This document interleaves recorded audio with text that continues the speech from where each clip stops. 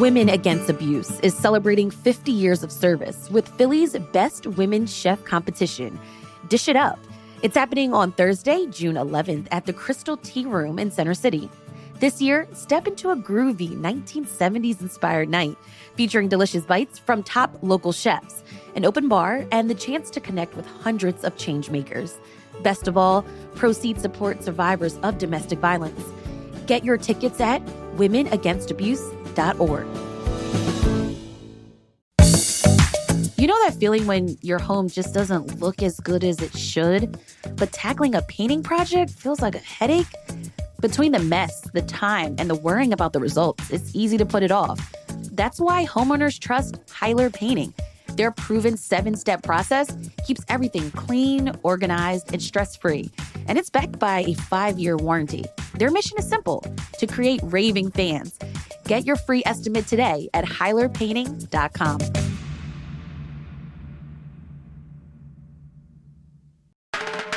This is Your City Could Be Better, because it could be.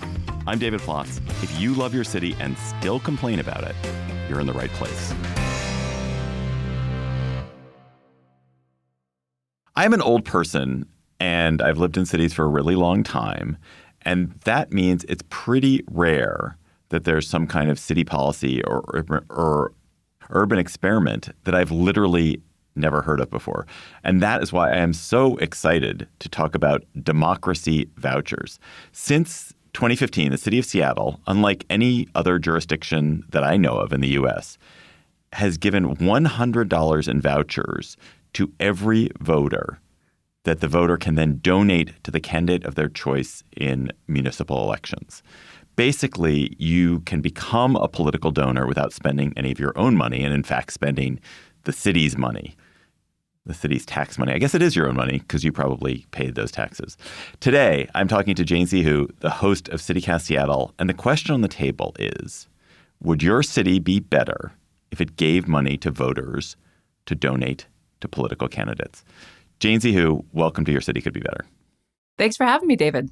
So, Jane, how did this idea get started? When did it get started? How did it come to be?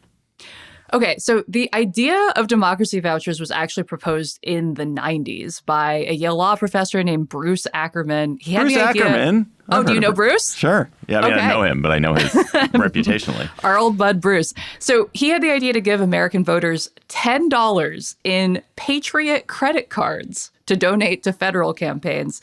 So this idea kind of just was in the ether for a while. And then the legal scholar Lawrence Lessig popularized it in 2011. He wrote this book about it and a New York Times op-ed, which did big numbers. And he was proposing $50 in vouchers. And this information all made its way to some Seattle organizers in this moment where they were really trying to recover from losing this referendum on getting public matching programs going in Seattle. That was in 2013. They had proposed this whole thing where the government would match contributions up to $50, but it lost by like a sliver, like 1,400 votes.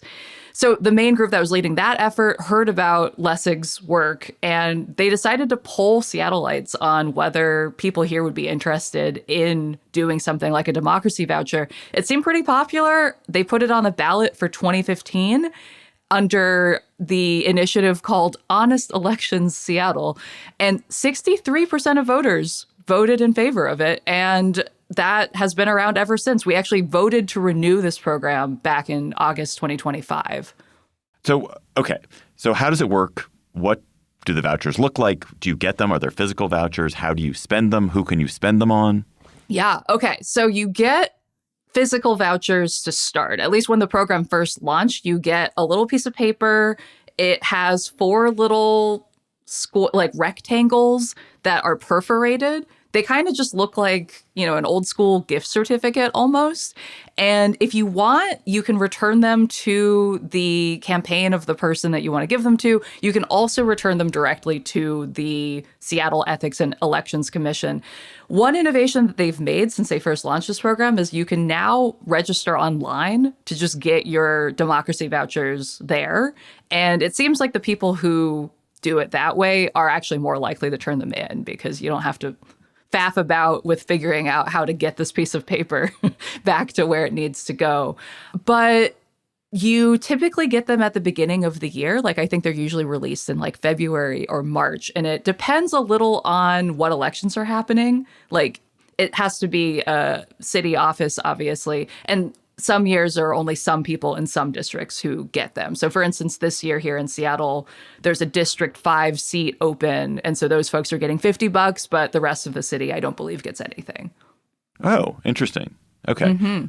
And then you write on the voucher, or when you go online, you designate, I want it to go to this candidate. And could you put your own name on it? Could be like, I could go to Jane C. Who, even though you're not running for office, or it has to be a registered candidate for office? So it has to be a registered candidate. So candidates have to go through a system of basically opting into this program. And part of that is actually receiving enough donations from individual people of at least $10 in order to be eligible to receive the democracy vouchers. And there are all a bunch of other requirements too, depending on which office that you're running for, in terms of like how much you can accept from an individual person, like keeping your total campaign spending under certain amounts, that you have to participate in public debates. So there is a little bit of a vetting process before you're eligible to actually receive the vouchers. Participate in public debates that's a good qualification. That's a good requirement. I think it's that you have to do at least 3 of them, which is kind of cool, I think. And where does the money come from for this? So this is from property taxes. So it's paid for by a 10-year property tax, the one that just went through in 2025. It's a 10-year property tax of $1.50 per $100,000 of assessed value. So in Seattle, that's roughly like if you have a medium value home here, which is like $1 million, you're paying like $15, which is kind of a steal. You're getting $100 for paying $15. Or if you're a renter, you're not really paying any of it, I guess. It's free money. And what are the participation rates? I don't know how many voters there are in Seattle, probably several 100,000. How many of them are voting in municipal elections? And then how many of them are turning in their democracy vouchers? 2023, participation in the program was about 5% of people who received the vouchers, which is way higher than most rates of participation in like contributions, which typically is like 2.5% in other cities. So it also breaks things down by candidate disbursements. So in 2023, the city ended up giving candidates like $2.4 million. Okay. So, and that came from $2.4 million of the democracy voucher money, but it's only 5%. So 1 in 20 of the voters who got a democracy voucher decided, I'm going to actually go and give it to a candidate. Yeah, it seems like the participation has really varied over the course of the program. Like it really had increased the first few elections after it was introduced and kind of hit a high watermark in 2021. I think it had something like close to 10% of participation, but it seemed like it backed down a little bit in 2023, which researchers think maybe was due to just political fatigue at the time, but hard to know. Did you elect a mayor in 2023? Or only in We did not in 2021. Yeah. So maybe participation I bet if you look at 2025, it'll be higher again because you had a mayoral election. So the city doesn't have the official 2025 election participation rates for the democracy vouchers. Like they haven't issued their usual annual report. But I did get to look at the contributions made to each of the campaigns of the 2 major candidates for mayor in 2025. And it was really interesting to see that the amount of contributions going to the winning candidate, Katie Wilson, 78% of that came from vouchers. Whereas for the incumbent who lost, about 41% of the contributions came from vouchers. So it really feels like, and this is something researchers say too, that the vouchers are kind of another form of having your voice heard, like being able to put your money towards someone is maybe also an indication of like who people are most excited about as well. So you said a minute ago when you were talking about the participation rates that so in most cities that 2.5% of voters make contributions. Is that what you were saying? And that in Seattle in that low year of 2023 you had 5%, and in other years you've had as much as 10%. So it's doubled or more the number of people who are making contributions to political candidates. Yeah, that's right. seems like, based on what researchers have found so far, that it massively increases who is participating and just generally gives people more of an opportunity to contribute. So you can answer this or not as you see fit. Did you give your democracy vouchers back? I did. You did. And like, if you asked your 3 best friends, did they give their democracy vouchers back? I think they did, but probably because I pestered them. Like, I think it's one of those programs here that people know about generally, but it's one of those chores that people don't always get around to. It's so weird, though, because it's not free money, because obviously you can't do anything with it. But it is this thing where it allows you to take an action for free. And yet I still think 10%, while it may be higher than 2.5%, is still a pretty low number. Yeah. I mean, if you're comparing it to like the total number of voters, sure, like the absolute number is pretty low. But I mean, I think if you're comparing it to usual participation rates of contributions in any major city, it is very demonstrably helping people participate in a way they haven't before. Right. And it's like, we'll take any number of additional people who want to participate in our political system. If everyone decided to participate, would that bankrupt the city? Do they have a limit on it somehow? There is a limit on it. So the amount that any candidate can receive is determined by the spending limit for the election cycle, which is like determined in when you are applying to get these democracy vouchers. Like, this is the total amount that you're able to receive. And you can only redeem up to that limit. So that's actually one pitfall of this program. So in 2017, 29% of vouchers were assigned to campaigns that ended up not being redeemed because they had already hit the cap. I see. And the cap is there because they don't want the city to go bankrupt, or they don't think it's fair for, okay. Essentially, yeah, they're like, this has to work some way. Like, essentially the levy that they've put on property taxes only raises like $3 or $4 million a year. And so they really can't go that far above that budget.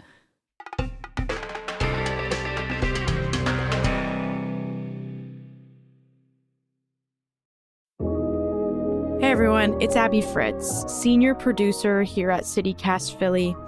We're in our spring membership campaign, and we have something really special for new neighbors who join over the next 2 weeks. So you've probably seen Oxford pennants, those felt wool pennants. They're on Instagram, or maybe they're hanging at your favorite local spot. They're so cool, American-made, and really add to a space. So this spring, they made one just for us, for this city, as a celebration of everything we love about it. It's orange, it has our city name front and center, a cheesesteak icon, and it says, "I live here on purpose." Because we do. These are handcrafted in Buffalo, New York, and they're designed specifically for CityCast Philly. You're not gonna find them anywhere else. So hang it in your home, your office, anywhere you want to remind yourself and everyone around you that you love this city with all of its quirks, all of its delights, and that you want to be a part of making it better. And when you become a CityCast Philly neighbor, you're also going to get ad-free listening, invitations to member-only events, and so much more. It's $10 a month or $100 a year, and it goes directly to supporting this show and the team of locals who make it. So join before April 24th to get the pennant at membership.citycast.fm/Philly. That's membership.citycast.fm/Philly. We'll see you around the neighborhood. I asked you this question. If you did this research, I'll be so shocked. But so how much money does a winning Seattle City Council candidate raise? And how much of that now comes from democracy vouchers? Somewhere between 100 and 600K. Like, it really varies depending on the race, like what district they're in, like how contentious it is. Like, I know one of the races here where people really were going for one candidate really strongly. It seems like, that candidate, after they knew they had it in the bag, was just like, I don't need to raise that much money. But I did actually break down what percentage of contributions for each of these city council members' campaigns from 2025. JC, who does her homework. I did. God. I got deep into that city database to look at all of those numbers. And I honestly really had fun nerding out about this because I was curious, like, how that really played into our election. And it seems like for city council elections here, there was like most of the funding actually came from the vouchers, which kind of makes sense. Like, I mean, I don't know about you, David, but I wasn't really a person who was going to donate to a city council member, but having the free money means that it was way easier to do that. So of the winning candidates, one of the winning candidates, 88% of their funding came from the vouchers, another 85%, another one 61%. But she was running against someone who wasn't participating in the voucher system at all because she wanted to be able to take corporate money. But then she lost. So if you take corporate money, you can't get the vouchers? Well, if you want to take more than what the proposed limits are. So like I mentioned before, there are limits if you want to participate in the voucher program to how much your campaign can raise. And this one candidate didn't want to participate because of that. So when I was doing my reading about this, it sounds like the democracy vouchers do a lot of interesting things, and we'll get to some of them in a second. But one thing they don't seem to do is actually change who donates demographically to elections, that it's still a whiter group, people who are heavy voters already. If anything, it's taken people who are politically active but may not have had the money to donate and made them into donors. But it's not like it's all of a sudden, oh, now young voters are really participating in politics. It's actually older voters are more likely to give their vouchers back. So is it increasing participation in the way that I think the people who designed it hoped it would increase participation? I think yes and no. Like what you say is true, that people who are older, whiter, wealthier, like people who are already more likely to participate in contributing to a local election are more likely to return their democracy vouchers. But it seems like it's also the case that you are getting more people who are not part of those demographics who are participating as a result. So I read this great book called Democracy Vouchers and the Promise of Fairer Elections in Seattle. I did read a whole book about this. So these two sociologists at Stony Brook University in Georgetown, like they were the ones who did like all of the research about this, and they wrote a great book about it. And they found that there are kind of like three pillars of change that happened as a result of these democracy vouchers. So one is, did it change participation in elections, which is kind of your big question here. And essentially, yes. So if you look at a graph of the last like 6 elections, the before and after is really stark. Like just the sheer number of people contributing is much higher. Yes. And then it gets to this question of, is this representative of the broader population?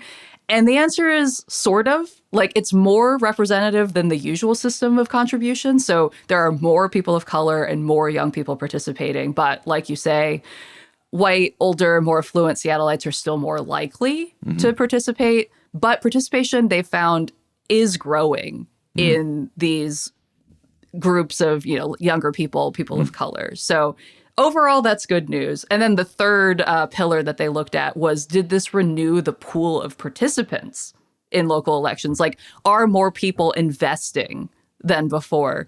And looking at it, it's so interesting to see like the number of people who make cash contributions is somewhere around like $8,000 to $10,000 before we introduced democracy vouchers.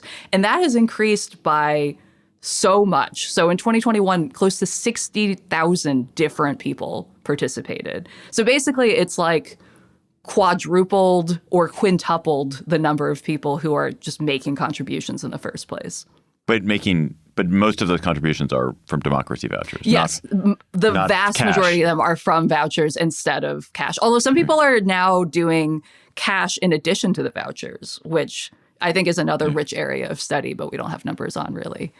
A couple of other finicky details. So they're $25 increments. So you can't give 10 to one, 12 to another. You give 25, 50, 75, or 100. That's right. Yes. Yeah. I will say that the hang up that I have sometimes about the $25 increments, because you've got, 4, you're like, I got to spend them wisely. Like sometimes I feel like I'm a kid where I have like 4 really good stickers and I'm like, well, like, where should I put them? Like, it's kind of permanent. Like, I got to make the right decision. And so I put off making a decision where like I'll give 2 of them away at the very beginning where I'm like, okay, I really want to put some money behind this primary candidate. But then I forget about the other 2 before they expire. So I think it is, yeah, it's kind of tricky sometimes to figure out how to distribute them the way that you want. And I said in the introduction that I didn't know of any other jurisdictions in the U.S. that have this. Are there other jurisdictions that have this, as far as you know? No. So the only one that has passed this is Oakland, California, which approved something similar in 2022, but it has been paused due to lack of funding. I don't think they're going to start it until at least next year, if they do it at all. Yeah. And you do hear, and I think New York has this, the government matches where yes, if I give $10, the government will match it, another 10 or 20. I think New York, it's an 8-to-1 match for some elections. But this is different. So let's go to the, your city could be better. Is your city better? So when political scientists look at the effect on the elections, you've identified some. There are more donors. But what are the other effects? Are there any other effects on elections? Do they have any effects on who wins, on who does well, on incumbency, on new kinds of candidates? All of those things, actually. So it changes who is running in a lot of ways. So candidates have actually said that it's easier to run and that having these vouchers means that there's a lower barrier to entry. We also do know that it has been associated with more people of color and more women winning among candidates, and that the average age of people running went down from 55 to 47, which is not a huge change, but that's like a decade. That's a huge change. I disagree. Huge. That's amazing. Yeah. Yeah. So, yeah, it's interesting that it's not only influencing, how voters are having their voices heard or, their money spent, but it's also kind of changing the incentive structure for candidates to run potentially.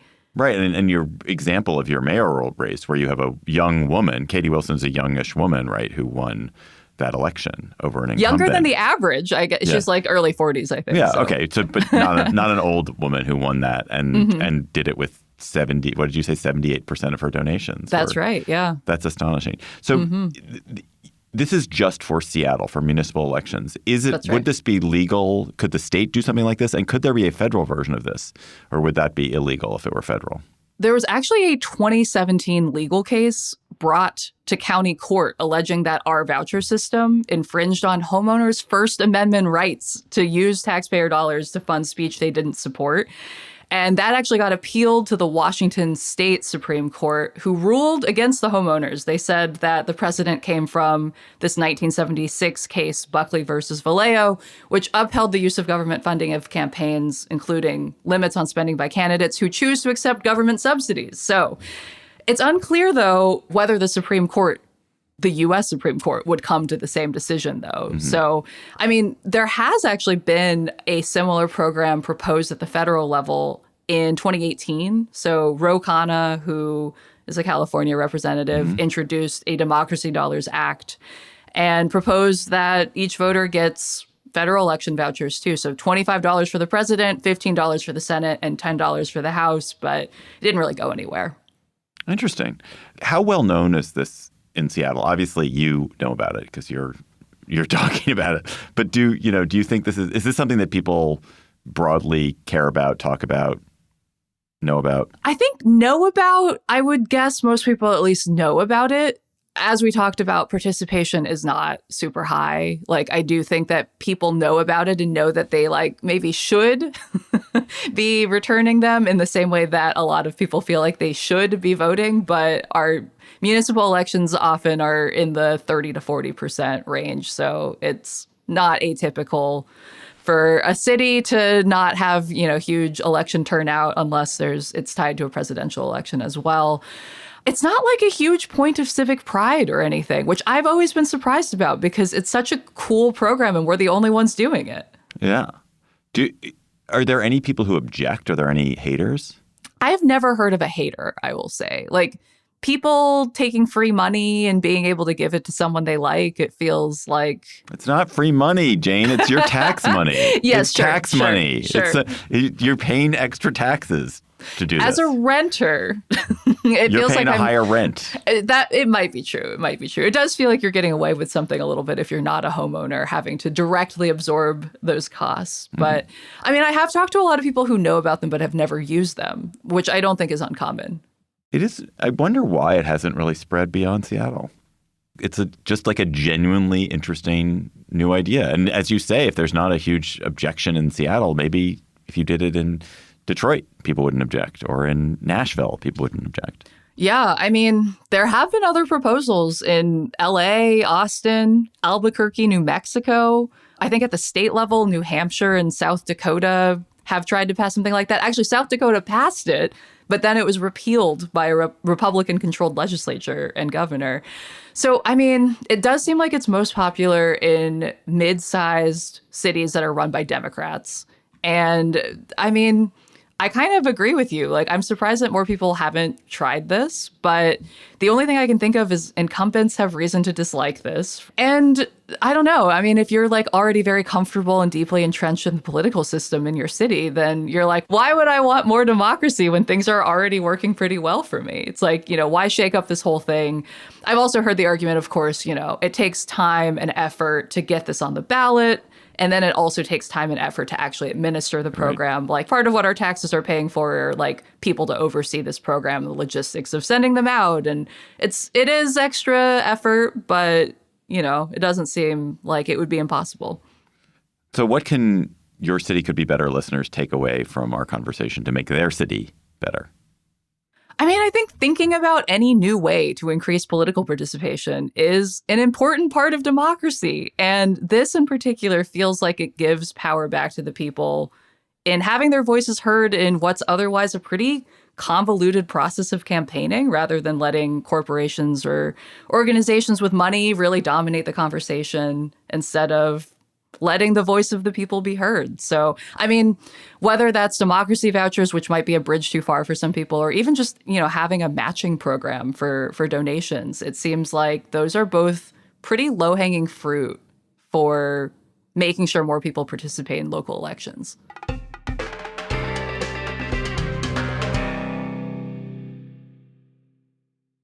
That was so interesting, Jane. Now we're going to go to a little lighter topic. Our word on the street, second topic. So we're going to talk about the Seattle Freeze. What is the Seattle Freeze? Is it a real thing, or is it something people just say? Okay, so I think people would describe the Seattle Freeze as the idea of people being nice on the outside, but kind of icy on the inside. Like, my prime example of the kind of phrase you would hear from someone giving you the Seattle Freeze is, we should hang out sometime. But there's like no follow through, like no plan to actually hang out. A lot of people talk about this as just a general culture of passive aggression. And I don't know, some people point to like the Scandinavian roots here as a reason, like that being a part of more Scandi nations. But I mean, I'll hit you with a hot take, which is I don't think it's real. I think it's a fake thing. I think it's a self-fulfilling prophecy. So when did it emerge? So when I remember, when I used to spend time in Seattle in the 90s, I'd never heard the phrase the Seattle Freeze, but now it seems like it's the rep. Oh, interesting. I don't know about when the idea of it got more popular, but what you're saying actually gives me some fodder for my theory, which is that I think this happens anytime you bring together a strong contingent of locals with a lot of transplants. And if you were here in the 90s and you didn't hear much about it, I wonder if that's because the era of transplants was not as strong then. Mm-hmm. I feel like with the tech boom here, the 2000s and 2010s were really when a lot of people started moving to town. And I mean, I think this just is inevitable. Like when you have a group of people who are like deeply entrenched in the community, they grew up here, and then you've got a bunch of new people moving in, it just feels like a culture clash a little bit. And so you think it's not really real? Do you think it would be true in any city where there's a lot of transients? I see this in my hometown. I grew up in Louisville, Kentucky, which is not a place that has a name for this thing. But I've heard from a bunch of people who are new to town or like have moved there as adults saying that they found it really hard to get into a social circle in Louisville because a lot of people there end up hanging out with, who they went to college with or high school or even like middle school. Right. And it kind of makes sense. It's like, if you've already got your crew of people, no, we're not accepting new friends right now. But here, I think it just also becomes an easy crutch to avoid social interaction. Like, as you probably know, we have a reputation for the weather being very gray and rainy a lot of the year.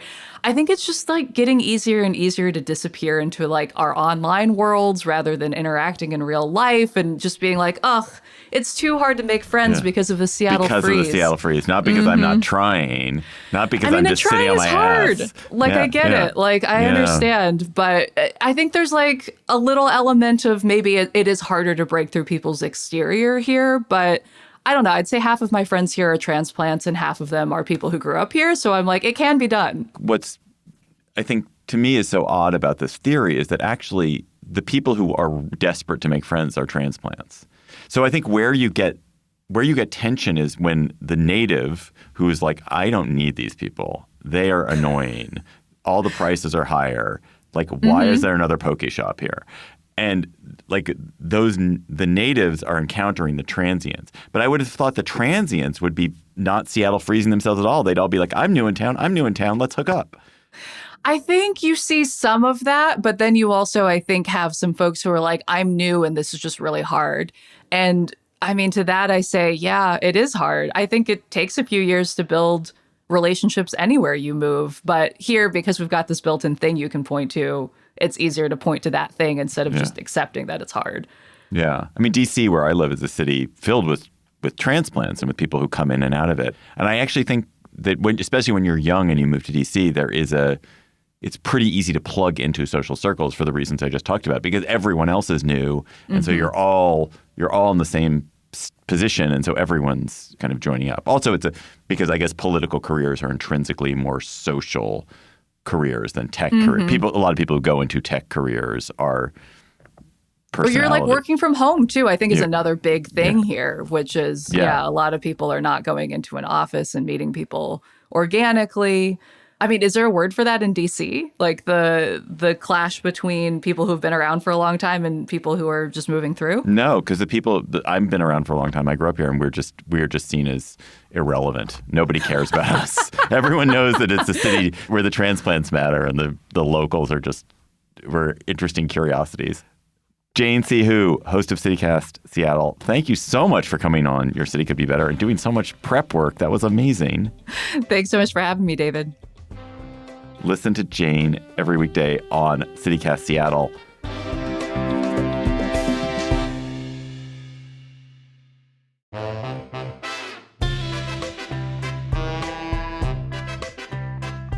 That's all for today's episode of Your City Could Be Better. I am your host, David Plotz, and our producers this week were Lizzie Goldsmith, Elizabeth Kama, Priyanka Tilve, Jane C. Hu, and Ashley Smith. Our music is by Carl Christensen. If you are enjoying Your City Could Be Better, why not tell your friends, rate the show, and leave us a review wherever you get your podcasts. We'll be back next week with another conversation about how your city could be better. Bye-bye.